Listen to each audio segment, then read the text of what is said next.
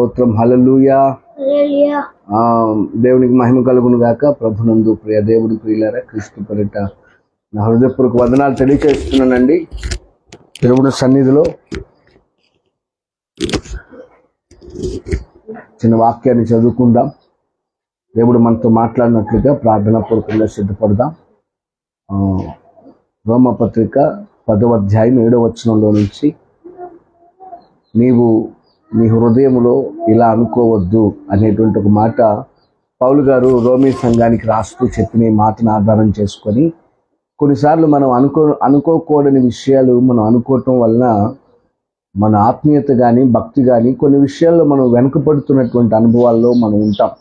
అందుకనే మీరు ఇలా అనుకోవద్దు అనే మాటను నేను ఈ రోజున ఏమని అనుకోవద్దు అని అక్కడున్న కాంటెస్ట్, అక్కడున్నటువంటి సందర్భం ఏంటంటే, పౌలు గారు విశ్వాస సంబంధమైనటువంటి నీతి ఇలా చెప్తుంది. ఏం చెప్తుంది అంటే, ఒకడు అనుకుంటున్నాడంట పరలోకానికి ఎక్కిపోయి ప్రభువుని కిందకి తెచ్చడానికి ఎవడు వెళ్తాడు, లేదా అగాధ స్థలమునకు దిగిపోయి మృతుల్లో నుండి ఆయన్ని పైకి ఎవడు తేగలదని నీ హృదయంలో నీవు అనుకోవద్దు. అలాంటి అనుకునేటువంటి తత్వం నీకొద్దు. పరలోకం నుంచి ఆయన అంతటా ఆయనే తిరిగి రాగలడు, తిరిగి మృతుల్లో నుంచి తిరిగి సజీవుడై ఆయన అంతటా ఆయన లెగవగలడు. ఆ శక్తి ఆయనకు ఉంది. అనాలోచితమైనటువంటి మాటలు మనం మాట్లాడకూడదు, అనుకోకూడదు కూడా. ఎందుకంటే యోబు గారి జీవితంలో ఏది సంభవించింది అని ఆయన బహుగా భయపడ్డాడో అదే నాకు సంభవిస్తుంది అని మరి యోబు గారు 4వ అధ్యాయంలో యోబు గారు పలుకుతారు. ఇలా జరగకూడదు, ఇలా అయ్యిద్దేమో, ఇలా అయ్యిద్దేమో, ఇలా అవుతుందేమో అనే ఆలోచన, భయం, నువ్వు అనుకున్నదే జరిగే విధంగా నీకు అది కీడును నాశనాన్ని తీసుకొచ్చే విధంగా అది ఉంటుంది. కాబట్టి ఇలా అనుకోవద్దు. ఎలా అనుకోకూడదు అంటే, మొదటి పాయింట్, నేను యాకోబు పత్రిక 1వ అధ్యాయం 26వ వచనంలో, నోటికి కళ్ళెం పెట్టుకోకుండా నేను భక్తి గలవాడినని నీవు అనుకునే ఎడల నీవు చేస్తున్న భక్తి వ్యర్థమే అని యాకోబు ఆ మాటలు మాట్లాడుతున్నాడు. నోటికి కళ్ళెం పెట్టుకోకుండా, నోరు మూసుకోకుండా, నోరు అదుపులో పెట్టుకోకుండా, ఇష్టానుసారంగా మాట్లాడుతూ, మనకు నచ్చినట్లుగా మనకు నచ్చిన విధంలో మాట్లాడుతూ, ఒకళ్ళు తక్కువ చేస్తూ, కించపరుస్తూ, చెడు మాటలు మన నోటి తీసుకొని వస్తూ మనం మాట్లాడుతూ, ఈ నోటిని ఇష్టానుసారంగా మనం వాడుతూ భక్తి గలవారము అని అనుకుంటే నీవు చేస్తున్న భక్తి వ్యర్థమే, నీ ఆత్మీయత వ్యర్థమే, నీ భక్తి కలిగిన జీవితం వృధా అయిపోతుంది అనేటువంటి సత్యాన్ని భక్తుడు మాట్లాడుతున్నాడు. నీవు అలా అనుకోకూడదు. నీవు అలా అనుకుంటే నోటికి ఏం పెట్టుకోవాలి? కళ్ళెం పెట్టుకోవాలి. నీ నోటికి కళ్ళెం పెట్టుకోవాలి. నేను అదే కోట్ చేసే నిర్గమాకాండం 14వ అధ్యాయంలో ఇశ్రాయేలు పెట్టిన మొర విని దేవుడు ఐగుప్తు బానిసత్వంలోంచి విడిపించడానికి పరలోకం నుంచి దిగివచ్చి మనుచున్న పొదలో నుంచి మోషేతో మాట్లాడి, మోషేను నాయకుడిగా ఎన్నుకొని ఐగుప్తు చెరలో నుంచి విడిపించడానికి, ఇశ్రాయేల్ విడిపించడానికి, వారి బారు నుండి, వారి అవమానము నిందల నుంచి, వారి శ్రమ నుండి వారిని విడిపించడానికి నాయకుడిని ఎన్నుకొని తీసుకుని వాగ్దాన దేశానికి నడిపించడానికి దేవుడు ఇష్టపడితే, ఆ అద్భుతాలు చేసి ఫరో హృదయం కఠినపరుచుకున్న ప్రక్రియలో 10వ అద్భుతం, ఐగుప్తు దేశంలో మొదటి బిడ్డ, ప్రథమ సంతానం చనిపోయింది. మరణదూత ప్రతి ఇంటిలో చొచ్చి మొదటి సంతానాన్ని తీసుకున్నప్పుడు మహారోదన పుట్టింది ఐగుప్తు దేశంలో. అయితే ఇశ్రాయేలు వాళ్ళ ఇంటిలో ఏ మరణ వేదన లేదు, ఏ ఒక్కరూ చనిపోలేదు. గల కారణం ఏంటంటే, గొర్రెపిల్ల రక్తం ఇంటి కమ్మెల మీద, గుమ్మముల మీద పూయమని దేవుడు చెప్పిన ఆజ్ఞను పాటించినందున వారి ఇంటిలో మరణం లేదు. ఐగుప్తు దేశంలో మరణం ఉంది, మహారోదన పుట్టింది అని దేవుని వాక్యంలో రాయబడి ఉంది. అయితే ఎట్టకేలకు ఇశ్రాయేల్ ప్రజలను ఐగుప్తు బానిసత్వంలో తీసుకొచ్చి నడిపించి వాగ్దాన దేశానికి తీసుకొని వెళ్ళే ప్రక్రియలో ఎర్ర సముద్రం ఎదురొచ్చినప్పుడు వెనకాల మరలా ఫరో తరుముతున్నాడు. ఎంత కార్యాలు చేసినటువంటి వీరిని వదిలిపెట్టకూడదు, వీరి వల్ల ఇలా జరిగింది, వీరి వల్లే ఇలా అయిందని చెప్పి మళ్ళీ తరుగుతున్నాడు ఇశ్రాయేల్ని. తరుగుతున్నప్పుడు ఒక పక్కన ఎర్ర సముద్రాన్ని చూస్తున్నారు, ఒక పక్కన ఫరో సైన్యాన్ని చూస్తున్నారు, దేవునికి మొరపెడుతున్నారు, ప్రార్థన చేస్తున్నారు, ఏడుస్తున్నారు. తిరిగి మరలా వెనక్కి తిరిగి మోషే మీద సనుగుతున్నారు, మోషే మీద గొనుగుతున్నారు. ఐగుప్తులో సమాధులు లేవా? మమ్మల్ని ఇక్కడ తీసుకొచ్చి చావడానికి తీసుకొని వచ్చావా? నీ ఉద్దేశం ఏంటి అని అక్రమమైన మాటలు, అనుకూడని మాటలు మాట్లాడుతున్నారు. అప్పుడు మోషే ప్రార్థన చేసి దేవుడు అన్నాడు, మీరు ఊరక నిలిచి, నేడు యెహోవా మీ కలుగు చేయ రక్షణ మీరు కనులారా చూడండి. ఊరక నిలిచి చూడండి, యెహోవా మీ పక్షాన్ని యుద్ధం చేస్తాడు, మీరు ఊరకనే ఉండండి అనే మాట ఉద్దేశం ఏంటి అంటే, దేవుడు అంటున్నాడు, అద్భుతం జరగాలంటే నోరు మూసుకోవాలి. ఒక క్రైస్తవ కుటుంబం అన్యుల కుటుంబంతో వివాదానికి దిగింది ఒక దినాన. నేను వారితో చెప్పానమ్మా, నువ్వు అసలు మాట్లాడొద్దు. ఎందుకంటే కోపంలో మనం మాట్లాడే ప్రతి మాట అపవిత్రమైన మాటే. మనం కోపంలో పలికే ప్రతి మాట ఎలా మాట్లాడతాం మనకే తెలియదు. అమ్మ, నువ్వు మాట్లాడొద్దు, నువ్వు గొడవ పడొద్దు, మౌనంగా ఉండు అన్నా. నువ్వు మౌనంగా ఉంటే దేవుడు మాట్లాడతాడు అన్నాను. అబ్బాయి, నేనేం తక్కువ చేశాను? నేనే తప్పు చేయలేదు, అన్యాయంగా వారు నన్ను దూషిస్తున్నారు, నేను ఎందుకు ఊరుకోవాలి? నేను మౌనంగా ఉంటే నేను తప్పు చేసిన దాన్ని అవుతాను కదా. నేను మౌనంగా ఉంటే వారు వేసిన నిందకు నేను చేసినట్టు అవుతుంది కదా. నేను తప్పు చేయలేదు కాబట్టి నేనెందుకు మౌనంగా ఉంటానని చెప్పి తనకు నచ్చిన విధంగా ఇష్టానుసారంగా మాట్లాడి అపవిత్రమైన మాటలు మాట్లాడి చివరికి పోలీస్ స్టేషన్కి వెళ్ళి కేసు అయ్యి గొడవలు పెట్టుకొని కేసులు అయ్యి జైలుకు వెళ్ళేలాగా చేసుకున్నారు. కొన్నిసార్లు మన నోరును అదుపులో పెట్టుకుంటే దేవుడు మాట్లాడుతాడు. అందుకని ప్రసంగి గ్రంథం 5వ అధ్యాయంలో రాయబడి ఉంటుంది ఏమని, ఇదిగో నీవు అనాలోచితంగా దేవుని సన్నిధిలో మాట్లాడటానికి నీ హృదయాన్ని త్వరపడనీయద్దు. అనాలోచితంగా నువ్వు మాట్లాడటానికి త్వరపడద్దు. నీ నోటిని కాచుకో, నీ నోటిని అదుపులో పెట్టుకో. ఎందుకంటే ఆకాశమందు దేవుడు ఉన్నాడు, భూమి మీద నువ్వు ఉన్నావు. నీ మాటలు కొద్దిగా ఉండాలని దేవుని లేఖనంలో రాయబడి ఉంది. అక్కడ 5:3 వచనం మీరు తర్వాత చదవండి. మన మాటలు కొంచెం ఉండాలి, మన మాటలు తక్కువ మాటలు మాట్లాడాలి. దేవుని ఉద్దేశం ఏంటండి? 2 చెవులు ఇచ్చాడు అంటే ఎక్కువ వినాలని కదా, ఒక నోరు ఇచ్చాడంటే తక్కువ మాట్లాడాలని కదా. ఏమంటే దేవుని ఉద్దేశమే తక్కువ మాట్లాడాలి, వినాలి ఎక్కువగా. వినటం వలన విశ్వాసం కలుగుతుంది.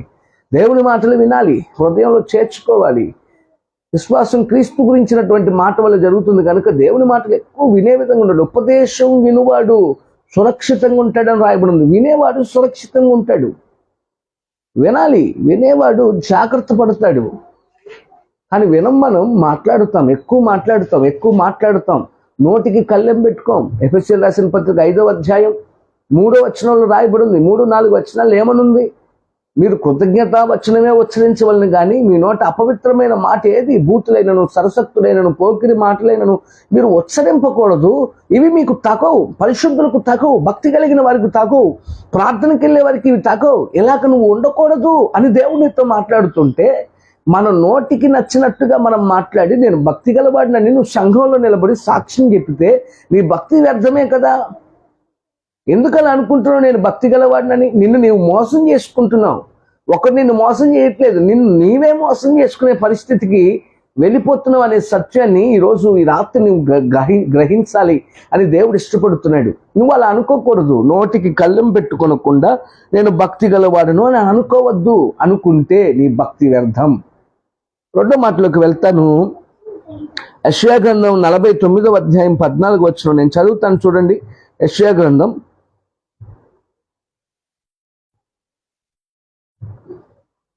49:14 వచనం. అయితే సియోను యెహోవా నన్ను విడిచిపెట్టి ఉన్నాడు, ప్రభువు నన్ను మరచి ఉన్నాడని అనుకొనుచున్నది. సియోను దేవుని ప్రజలు, ఇశ్రాయేలీలు, దేవుడు తన స్వరక్తమిచ్చి కొన్న వ్యక్తులే ఈ రోజున శ్రమలకు, పరిస్థితులకు, ఇబ్బందులకు దేవుడు నన్ను విడిచిపెట్టేశాడు అని అనుకుంటున్నారు. దేవుడు మమ్మల్ని మర్చిపోయాడు అని అనుకుంటున్నారు. దేవుడు మర్చిపోవటం జరిగే పనేనండి. దేవుడు విడిచిపెట్టడం జరిగే పనే. ఒక ఆయన్ని దేవుడు విడిచిపెట్టాడు. విడిచిపెట్టిన సంగతి కూడా తెలియగల కారణం ఏంటంటే చూడకూడదు చూశాడు, చేయకూడదు చేశాడు. ప్రతిష్ఠించబడిన వ్యక్తే దేవుడు ఎన్నుకున్నాడు, నాజీరు చేశాడు, న్యాయాధిపతిగా దేవుడు నిలబెట్టాడు. నిలబెట్టిన పని చేయకుండా చేయకూడని పనులు, చూడకూడనివి చూసి వెళ్ళి దెలీలా వాళ్ళు ఒక వేశ్య ఒడిలో పడుకున్నాడు. ఆ వేశ్య విసికించిన దాని విధానమును బట్టి తన ప్రాణం విసికి చావగోరి ఎక్కడ తన బలం ఉందో బలం తను ఎక్కడ కోల్పోతాడో దేవుడు పుట్టినది మొదలుకొని తల క్షౌరం చేయకుండా అతన్ని బలపరుస్తూ గాడిద దవడ ఎముకతో 1000 మందిని చంపడానికి తగిన శక్తిని దేవుడిస్తే ఆ శక్తిని బట్టి ఇశ్రాయేలుకు రక్షణ కలుగజేయడానికి న్యాయాధిపతిగా నిలబడాల్సిన వ్యక్తి ఒక వేశ్య దగ్గరికి వెళ్ళి చేయకూడని పనులు చేసి ఆ వేశ్యకు తనలో ఉన్న బలం పోయేటువంటి రహస్యాన్ని చెప్పేస్తున్నాడు. ఏం జరిగింది? శత్రువులకు అప్పగించింది, కళ్ళు పొడిచారు, దాగోను గుడిలో 2 స్తంభముల మధ్య బంధించబడ్డాడు. అయితే ఎప్పుడైతే ఆ క్షౌరం చేసేటప్పుడు ఆ గుండు కొట్టారు, ఫిలిష్తీయులు గుండు కొట్టారో, ఆ గుండు కొట్టిన తర్వాత దెలీలా ఒక మాట అంది. ఏమంది? సంసోను, ఫిలిష్తీయులు నీ మీద పడుతున్నారు, తప్పించుకో అనే మాట అంది. ఇంకేడ తప్పించుకుంటాడు? ఎప్పటి ఓలే విరజిమ్ముకొని బలం తెచ్చుకుందాం అనుకొని ఇలా విరజిమ్ముకుంటే ఏమైపోయింది? తల మీద వెంట్రుక కూడా లేదండి, మొత్తం గొరికి పెట్టారు, గుండు కేసి పెట్టారు. ఇప్పుడు బలం ఎక్కడ ఉంటుంది? అక్కడ రాయబడి ఉంటుంది, యెహోవా అతనిని ఎడబాషను అన్న విషయం కూడా అతను తెలియలేదు అతనికని. న్యాయాధిపతుల గ్రంథం చూడండి దయచేసి, 16వ అధ్యాయం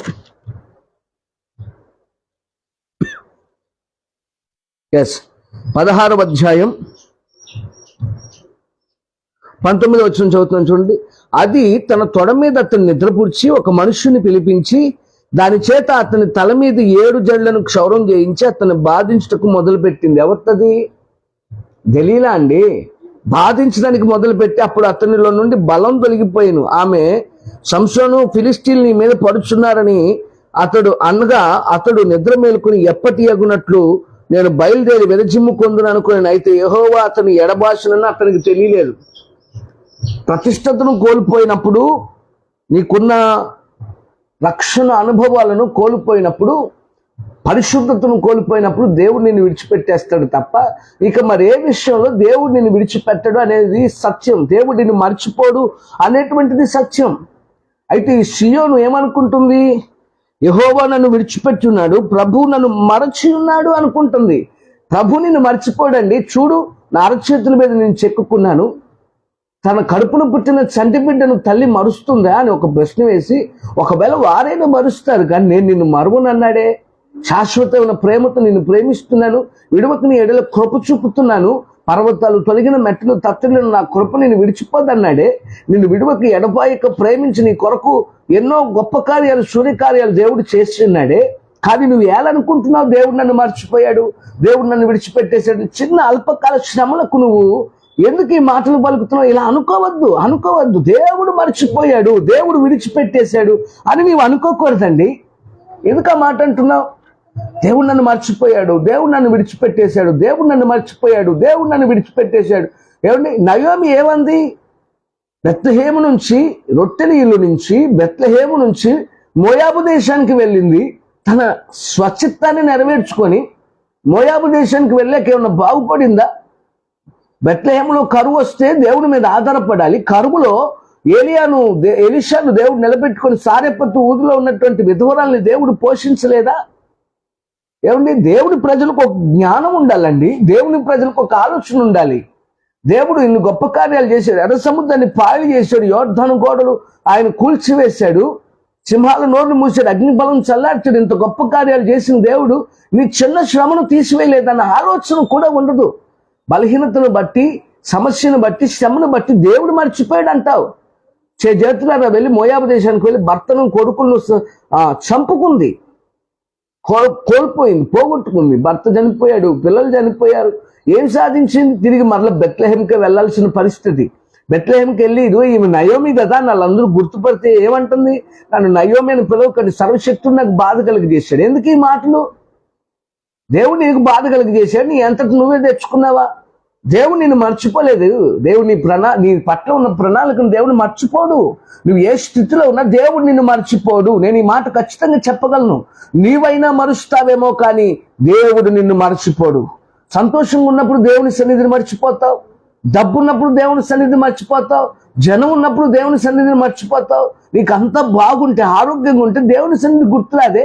ఎవరి ఉద్యోగం లేనప్పుడు నాకు ఉద్యోగం కావాలి అని ప్రార్థన కోరి నీవు ఉద్యోగం దేవుడిస్తే, ఒకప్పుడు ఉద్యోగం లేక బ్రతికిన నిన్ను ఉద్యోగం ఇచ్చి దేవుడు ఈరోజు ఆశీర్వదిస్తే, దేవుని సన్నిధికి ప్రార్థనకు రావడానికి కొన్ని టైం లేదంటున్నావు. నీవు కదా మర్చిపోయింది, దేవుడు కాదు కదా మర్చిపోయింది. ఒకసారి ఆలోచన చేసుకో. ఈ వాక్యాన్ని చూస్తుండగా మర్చిపోయింది నువ్వు, దేవుడు మర్చిపోలేదు. దేవుడు నిన్ను విడిచిపెట్టలేదు, నీవు మర్చిపోయి దేవుడు విడిచిపెట్టావు. విస్తారమైన పనుల భారం పెట్టుకొని కలవరపడింది మార్త. పనుల భారం పెట్టుకుంది నువ్వు.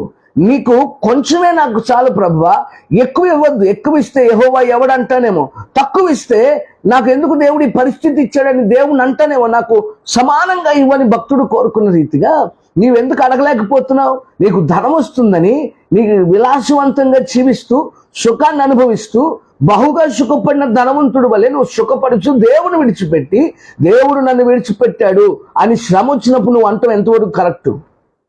నీ పరిస్థితిని దేవుడు అర్థం చేసుకునేవాడు. విడిచిపెట్టేవాడు కాదు. నిన్ను విడిచిపెట్టడు, మరచిపోడు. నిన్ను మరవకుండా ఉండటానికి అరచేతులు చెక్కుకున్నాడు. నిన్ను మరవకుండా ఉండటానికే కదా ఇంత గొప్ప కార్యం చేసి ప్రాణమును పెట్టాడు. ఎట్టా అంటావు దేవుడు నన్ను విడిచిపెట్టాడు? అందుకని చూడండి, చీయోన్ అంటుంది ఏమని? యెహోవా నన్ను విడిచిపెట్టి ఉన్నాడు, ప్రభువు నన్ను మర్చి ఉన్నాడు. అందుకని నా కింది వచనంలో, స్త్రీ తన గర్భమును పుట్టిన బిడ్డను కరుణింపకుండా తన చంటి పిల్లను మరుచునా వారైనా మరుస్తారు, నేను నిన్ను మరువనని వాగ్దానం ఇస్తున్నాడు దేవుడు నిన్ను మర్చిపోలేదు. నువ్వు అనుకోవద్దు దేవుడు మర్చిపోయాడు అనుకోవద్దు. నోటికి కళ్ళెం పెట్టుకోకుండా భక్తి గలవాడను అని అనుకోవద్దు. తర్వాత దేవుడు మర్చిపోయాడు, విడిచిపెట్టాడని నువ్వు అనుకోవద్దు. 3వ మాటలోకి వెళ్తాను. ద్వితీయోపదేశ కాండం 9వ అధ్యాయం 4వ వచనం చూడండి. ద్వితీయోపదేశ కాండం 9వ అధ్యాయం, నీ దేవుడైన యెహోవా నీ ఎదుట నుండి వారిని తోలివేసిన తర్వాత నేను ఈ దేశంను స్వాధీనపరుచుకున్నట్లుగా యెహోవా నా నీతిని బట్టి నన్ను ప్రవేశపెట్టినని నీవు అనుకోవద్దు. శత్రువులు వచ్చినప్పుడు ప్రార్థన చేసి దేవుడు నీ ముందున్న శత్రువును వెళ్ళగొట్టిన తర్వాత యెహోవా బలము ద్వారా, యెహోవా శూరత్వము ద్వారా, యెహోవా చేసిన కార్యం వలన శత్రువులు వెళ్ళగొట్టబడితే నీవేమంటున్నావు? యెహోవా నా నీతిని బట్టి నన్ను ప్రవేశపెట్టాడు వాగ్దాన దేశంలో అని నీవు అనుకోవద్దు. నీ నీతిని బట్టి కాదు. నీ నీతి కేవలం మురికి గొడ్డలే. మనుష్యుని నీతి కేవలం మురికి గొడ్డలే. మనుష్యుడు ఏదైనా చేస్తున్నాడంటే అందులో స్వార్థం ఉంటుంది. స్వార్థం లేని ప్రేమ, స్వార్థం లేని త్యాగం ఆయన చేశాడు. ఆయన తన యొక్క కృపను బట్టి నిన్ను రక్షించుకున్నాడు, నీ మంచితనమును బట్టి కాదు. చాలా మంది కరోనా టైంలో సేవకులు గొప్ప గొప్ప వారు చనిపోయారు, చాలా మంది చనిపోయారు. అయితే ఈరోజు నువ్వు బ్రతుకున్నావు అంటే నీ నీతిని బట్టా, నీ మంచితనాన్ని బట్టా, నీ భక్తిని బట్టా, నీ క్రియలను బట్టా, నీ ప్రవర్తనను బట్టా, దేనిని బట్టి? నీ నీతిని బట్టి మాత్రం కాదు. నువ్వు అనుకుంటున్నావేమో నా నీతిని బట్టే నేను ఈ రకంగా ఉన్నా, నేను ఇంత యథార్థంగా ఉన్నానంటే, నేను ఇంత ఆశీర్వదించబడ్డ. ధనం చూసుకొని మోసపోవద్దండి. యాకోబుకు ఆస్తి ఉంది, ధనం ఉంది, ఎంతగానో మరి పశువులు మందలు ఉన్నాయి, పనివారు ఉన్నారు, భార్యలు, పిల్లలు, సంతానం అన్నీ ఉన్నాయి. అయినా యబ్బోకురేవు దగ్గర నన్ను ఆశీర్వదించని ఎందుకు అడిగాడు? ఈ లోక సంపద, ఈ లోక ఆశీర్వాదం కాదు. ఈ లోకంలో నువ్వు కూర్చుకుంటే నీ మనస్సు దాని మీద ఉంటుంది. పరలోకంలో ధనం కూర్చుకో, అక్కడ నీ మనస్సు ఉంటుంది. అక్కడ చిమ్మెట్టు ఉండదు, తుప్పు పట్టదు. ఇక్కడ చెదలు పడితే, తుప్పు పడితే దొంగ కన్నము వేసి నీ ఆస్తిని దొంగిలించవచ్చు. కానీ పరలోకంలో ధనం కూర్చుకొని మనసు అక్కడ పెట్టు అని దేవుడు చెప్పలేదా? ఏమండి, దేవుడు చెప్పలేదు. అయితే నిజమైన ఆశీర్వాదం ఇది కాదు.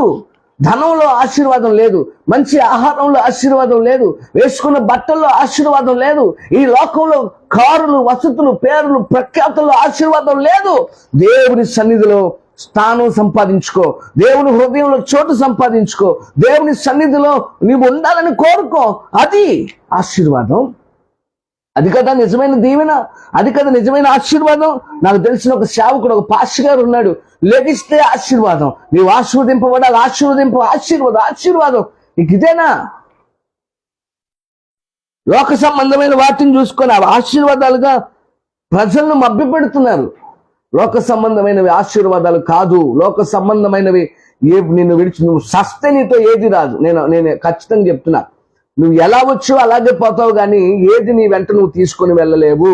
నీ కారు కానీ, ఆస్తి కానీ, బంగ్లా కానీ, డబ్బు కానీ, ధనం కానీ, బంగారం కానీ, నీ వస్తు సిరి సంపదలు, ధన ధాన్యాదులు ఏది ఉన్నా నీతో రాదు. ఏది నీ క్రియలు తప్ప ఏది నీతో ఏది రాదు. కనుక నా నీతిని బట్టి నేను వెళ్ళాను, నా నీతిని బట్టి అని నువ్వు అనుకోవద్దు. నా నీతిని బట్టి వాగ్దాన దేశంలో ప్రవేశపెట్టాడు దేవుడు అని నువ్వు అనుకోవద్దు.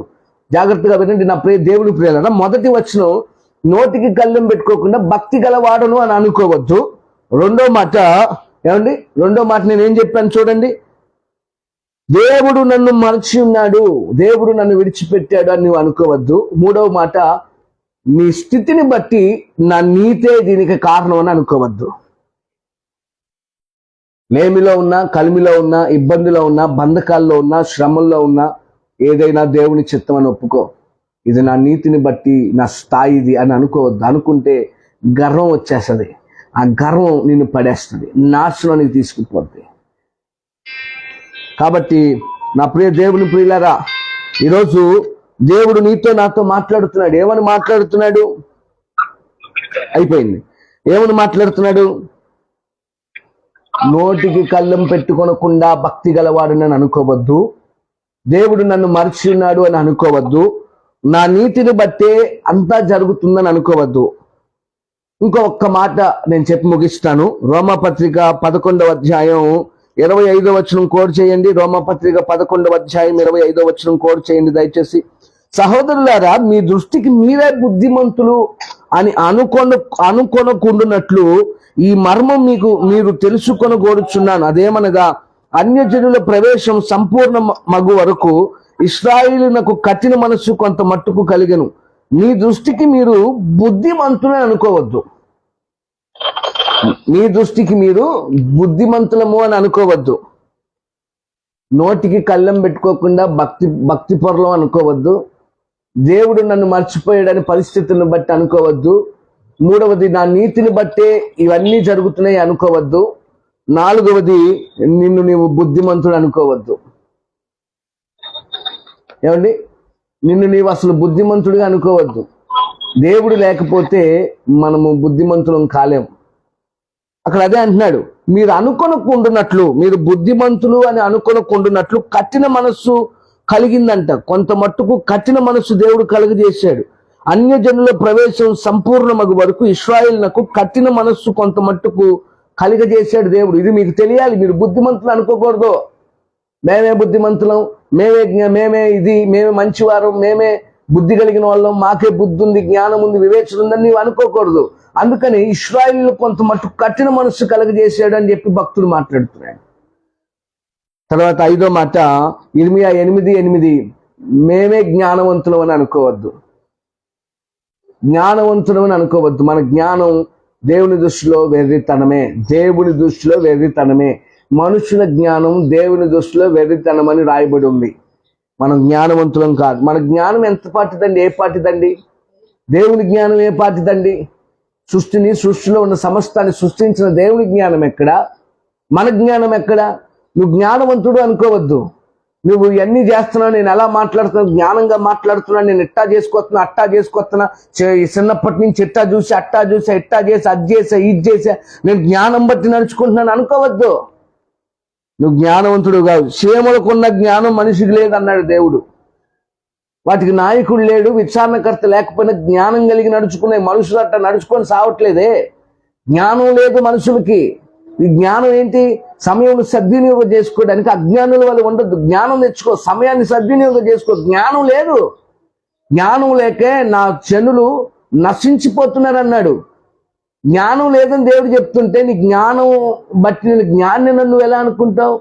నా జ్ఞానం అనే నువ్వు ఎలా అనుకుంటున్నావు? నీ ఆలోచన బట్టి నువ్వు జ్ఞానం అని నువ్వు అనుకోవద్దు. ఇంకొక మాట చెప్తాను. ఫిలిప్పీలు 3:12 నాకు అన్నీ తెలుసు అని నువ్వు అసలు అనుకోవద్దు. సంపూర్ణ సిద్ధి నేను పొంది ఉన్నాను అని అనుకోవద్దు. ప్రార్థన చేసుకుందాం. ప్రభు చిత్తమైతే మరొకసారి ధ్యానం చేద్దాం. కనుక ప్రార్థన చేసుకుందాం. పరిశుద్ధుడా, ప్రేమ, నమ్మకం కలిగిన తండ్రి, నీకు వందనాలు. ఈరోజు ఈ మాటల ద్వారా, ఈ లైవ్ కార్యక్రమం ద్వారా నన్ను, ఈ ప్రజలను, లైవ్ చూస్తున్న ప్రతి ఒక్కరిని నువ్వు దర్శించిన విధానం బట్టి నీకు వందనాలయ్యా. నోటికి కళ్ళం పెట్టుకోకుండా, నోటికి అదుపు పెట్టుకోకుండా, స్వాధీనపరుచుకోకుండా భక్తి పరుణ్ణు భక్తి చేస్తున్నానని అనుకోవద్దు అన్నావు అయ్యా. రెండవదిగా ప్రభు, దేవుడు మమ్మల్ని మర్చిపోయాడు అని అనుకోవద్దు ప్రభువా. మూడవదిగా తండ్రి, నీకు స్తోత్రం, మా నీతిని బట్టి ఇవన్నీ జరుగుతున్నాయని మేము అనుకోకూడదు. ఈరోజు ఎన్నో మాటలు మీరు ఇలా అనుకోవద్దు. జ్ఞానులు అనుకోవద్దు, బుద్ధిమంతులు అనుకోవద్దు, అన్నీ తెలుసని మీరు అనుకోవద్దు. దేవునికి ఇచ్చిన తర్వాత నాది అని మీరు అనుకోవద్దు అని కొన్ని మాటలు దేవునికి ఇచ్చి వారు మాది అని అనుకోలేదు తండ్రి. సమస్తము నమ్మి అపోస్తుల పాదముల వద్ద పెట్టి తమది అని అనుకోకుండా పంచిపెట్టారు అని దేవుని వాక్యంలో రాయబడి ఉంది. దేవునికి ఇచ్చినా కూడా మాది, నేను ఇచ్చాను, ఇది నాది, ఇది ఇచ్చాను, అది ఇచ్చాను అని అనుకుంటున్న దినాల్లో నాది అని అనుకోవద్దని మీరు మాట్లాడుతున్నారు. ఎత్తబడిన వాక్యం ప్రతి హృదయంలో ఫలింప చేయండి. ఇదిగో ప్రభు, వాక్యానుసారమైన జీవితం నాకు మాకు కలుగజేసి ఎత్తబడిన ఈ మంచి మాటలు అయ్యా మరి చూస్తున్న వారి హృదయాల్లో ఫలింప చేసి ఎలా అనుకోకుండా నీ చిత్తం ఎరిగి నడుచుకునే కృపను అనుగ్రహించమని యేసు నామములో ప్రార్థించి వేడుకొనుచున్నాను తండ్రి, ఆమేన్. ఈ మాటలు మీకు ఆశీర్వాదకరంగా ఉంటే అనేక మందికి షేర్ చేయండి. మాతో మా పరిచయలో మీరు కూడా పాలిభాగస్తులుగా ఉండాలని ప్రభు పేరిట కోరుకుంటున్నాను. మరి అందరికి వందనాలు. ప్రభు చిత్తమైతే మరొకసారి లైవ్ లో కలుసుకుందాం. దేవుడు మిమ్మల్ని బహుగా దీవించును గాక. ఆమేన్.